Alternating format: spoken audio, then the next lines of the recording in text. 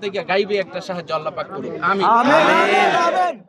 আর তুমি রাজাকার আমি রাজাকার, তুমি রাজাকার আমি রাজাকার বলছে কে? স্বৈরাচার। আমরা সরকার গালি দিব না, যারা এটার জন্য দায়ী আজীবন তাদের মাসুল দিতে হবে যদি বাংলার মানুষ জীবিত থাকে। যারা এই জিনিসটা তৈরি করছে, এই তৈরি করার ফলে এই কর্মকাণ্ড হচ্ছে, এই বাংলাদেশ যতদিন আছে ততদিন তাদের মাসুল দিতে হবে। আমি কে?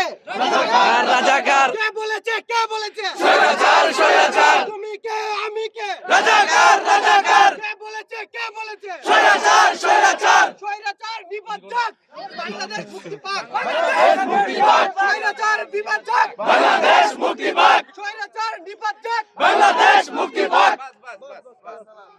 এখন এখন বলি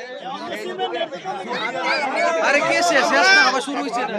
এখন এখন আমাদের একটাই কথা, আমরা আমাদের আমাদের আমাদের আমরা আমাদের ছেলে মেয়েরে আমরা যেন শহীদ হইতে পারে দেশের জন্য, আমরা সেই কামনা করি। আল্লাহ পাক আমাদের দেশটারে একটা শান্তি প্রিয় মানুষের ভিতরে একটা শান্তি দেখ, আল্লাহর গাইবে একটা সাহায্য আল্লাহর পক্ষ থেকে আসুক।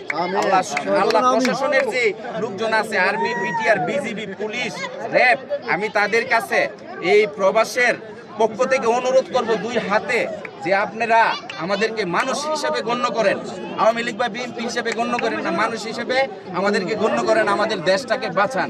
আমাদের দেশ বাঁচলে আমরা বাঁচবো, আমাদের ছাত্র সমাজ বাঁচলে আমরা বাঁচবো। আর আমরা সবার পক্ষ থেকে ছাত্র সমাজ দেখে সেলুট জানাইলাম। একটাই কথা বলতে চাই, আমাদের প্রবাসীরা যে হয়রানি করছে, যে নেটওয়ার্ক বন্ধ আমরা যোগাযোগ করতে পারতেছি না, তাই আমরা বলতে চাই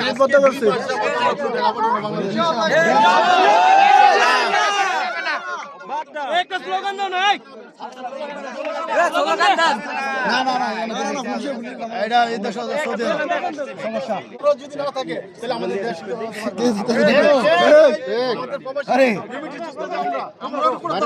আমরা ডেমোক্রেসি যোদ্ধা, কোটা চাই না, মেধা চাই,